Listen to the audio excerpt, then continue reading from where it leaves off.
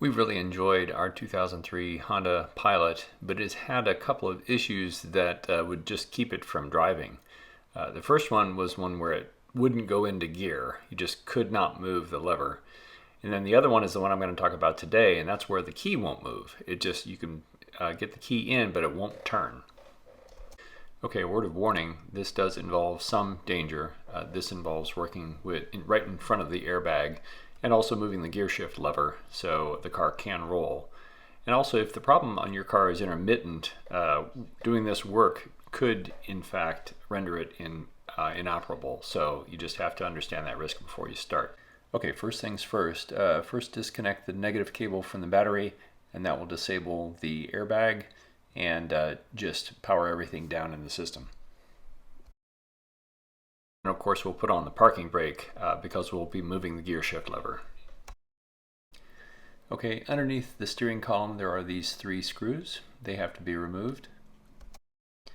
And then the top and bottom halves of the steering column cover have to be separated and removed.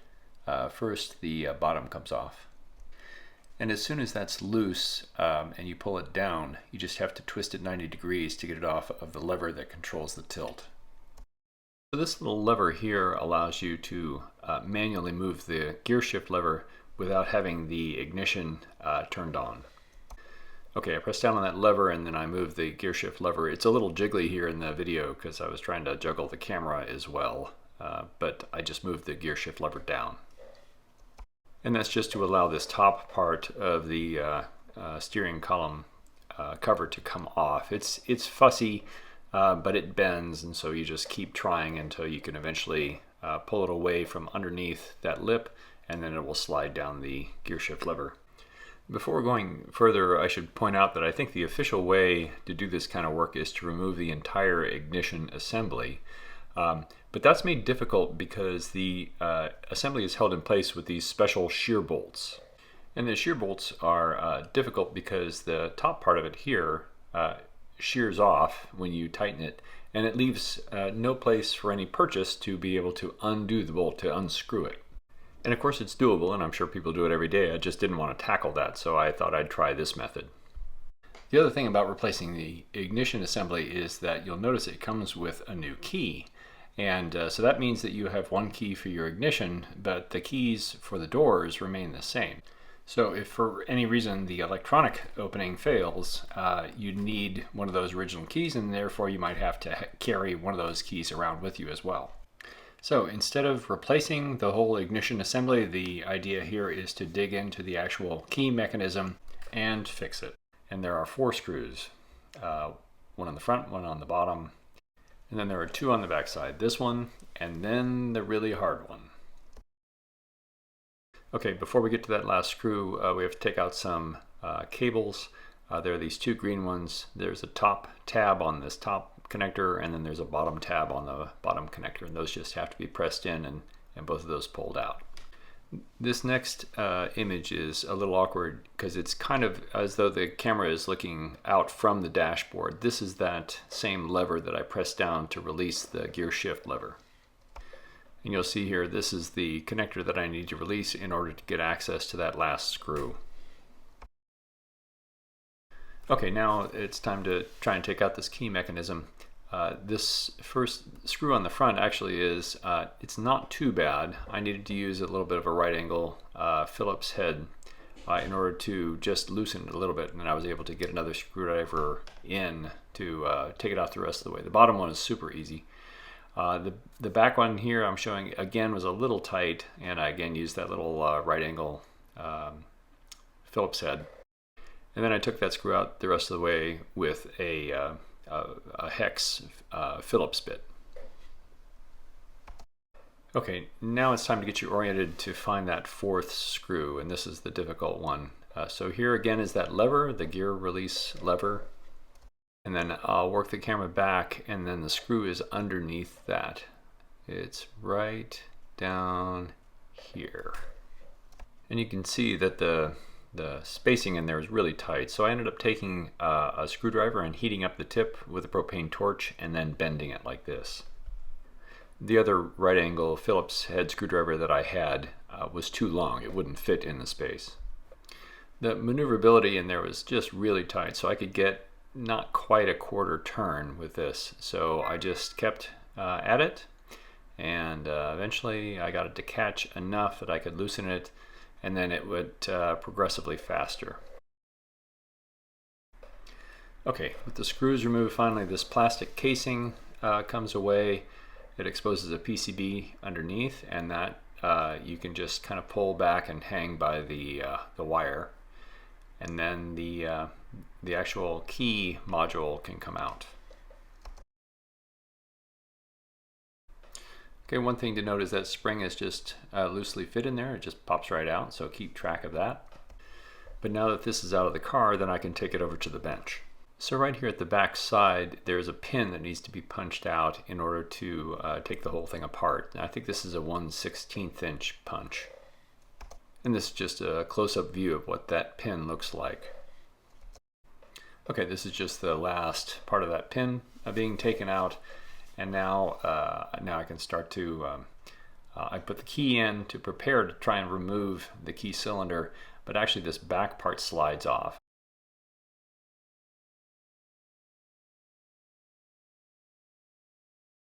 And with that back piece off and the key inserted, now I can slide the key cylinder out. And really quickly here, you'll see the problem. It's this pin sticking out. It's actually a wafer. So I'm just cleaning off the cylinder a little bit here, and then I want to point out exactly how these wafers fit into the cylinder. So here you see a wafer that inserts from the side of the cylinder that's facing us right now. And then here's one that inserts from the other side, so we're just seeing really the bottom tip of it. And then also notice that the wafers tend to be in pairs. You'll see this one is on the right side, and then this is on the left. And then another thing to note is that while the key is in, the wafers tend to be flush with the cylinder, but when you pull the key out, they pop out. And of course, this is what allows the cylinder to turn while the key is in, but it keeps it from turning when you pull the key out. And then a couple more observations, while I was just pressing on some of the wafers here, sometimes they would just stick. They wouldn't go in. There are springs. There's one spring under each wafer, and normally they just slide in and out very easily. But every once in a while, one would just stick, and I really haven't figured out why that is, why some of these stick. But I'm convinced it's part of this problem that sometimes they just don't go in and out properly. Another thing I observed was that sometimes the key wouldn't insert easily. It would just get stuck like this. Sometimes it didn't want to come back out very easily. So again, it all points to these wafers somehow not moving, not sliding up and down as easily as they should. So I tried lube and I tried grease, and it just didn't really seem to help much. So where did it go in the end? What I ended up doing was I did end up removing a pair of wafers because they just seemed to be particularly problematic, in addition to the fact that I broke one of the springs. And I watched one person's video who said, hey, just remove all the wafers. You know, the transponder will keep your car from starting without the real key, so just remove them all. I didn't feel so comfortable with that. But I did want to try and do something to help the other wafers work better. And so my guess is that there's grit and other debris in there that's causing them to not work so well.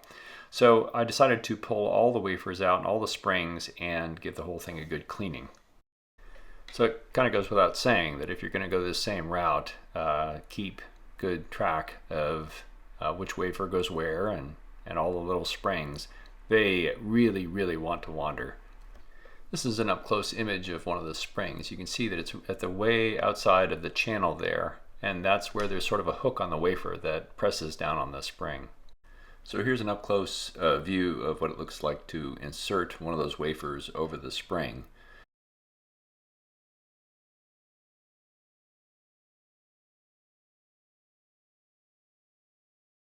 And then this is a zoomed in view of what those wafers look like when they're inserted.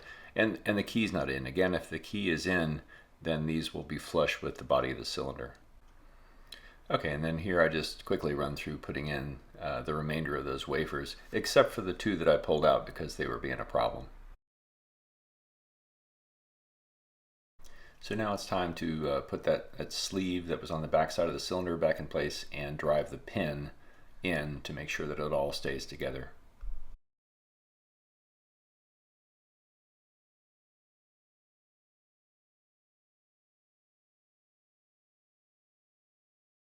Okay, with that back together, then this all goes back out to the car. The spring goes back into the back side of the cylinder, and then it slides into the steering column.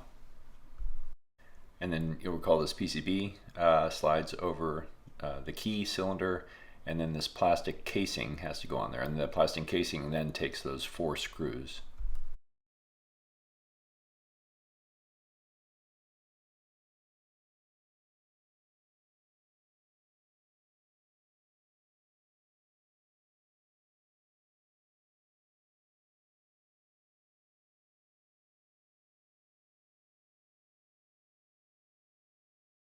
To get that tricky 4th screw in place, I used a little glue dot on my finger and then stuck the screw to the glue dot, and then I was able to maneuver that around to the back side and put it in place. And actually then the glue dot helped again, because I was able to manipulate it with my 2 fingers to spin the screw almost all the way in.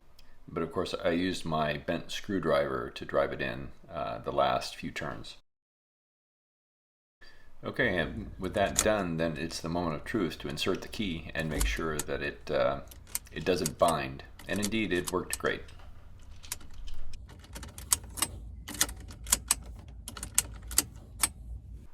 Okay, then it's just a matter of putting things back together again. There are these 3 connectors, and then there's the top and bottom halves of the steering column cover.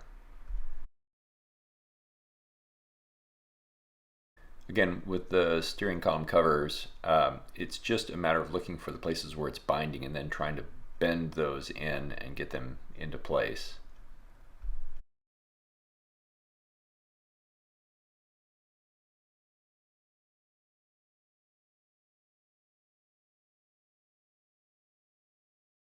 And then there's just the 3 screws that hold the bottom half into the steering column. And then one final test. And we'll call this a success.